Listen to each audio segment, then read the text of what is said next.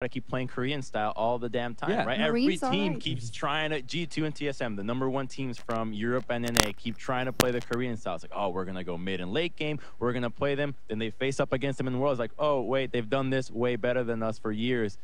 We're trying to beat our master when you should be looking for the side road, the window. That's the Gigabyte Marines. But for me, it's still very much like, I am not worried about G2. I am a little worried about You need to say it twice to reassure yourself. Yeah, I do. Just like, don't be worried, guys. Just don't be worried yet. And we're still yet to see Misfits play. And I still think the Misfits could potentially be a big dark horse in that group. Definitely not the favorites, but they could cause a lot of upset. Well, let's take a look at tomorrow's schedule, because that is when we will see Group D on the plate. And you talked about adapting to Korea and whatnot. Well, luckily for TSM, they don't have a Korean team in their group. So that's a great start, Crumbs.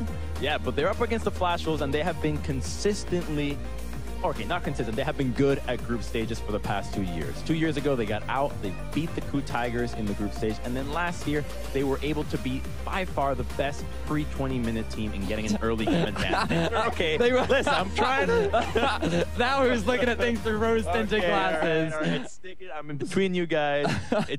I'm catching it, but yeah, the Flash Wolves should never be underestimated. Yeah, and I think from what the great thing is, initially this group was called the Group of Life, and I feel like every team that is in that group all thinks that from their own perspective. We can all actually make it out of this group.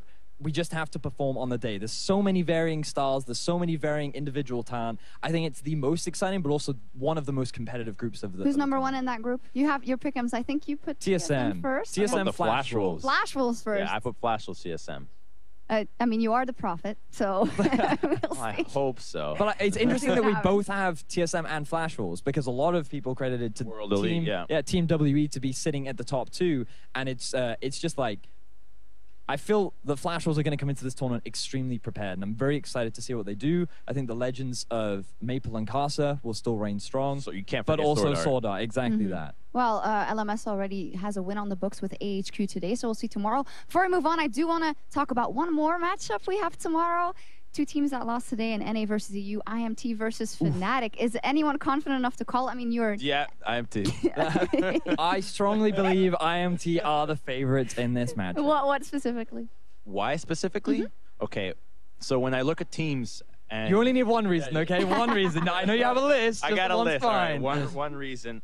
No, I got to give the list. So IMT was fundamentally better than Fnatic. They held on to what they thought was strong, and they dropped the ball when they came to playing against Longzhu. Longzhu just outpaced them, outclassed them when they came to playing that same kind of approach, because Longzhu is also a good early game team compared to IMT. They actually had a good approach. They camped bottom lane really hard, but Fnatic, what did they actually have that you could say was a positive? I don't think there was a positive in that game. I think they got a Rift Herald. Bright side. Wow. But also, I just think that there's a massive jungle mismatch right now. I think that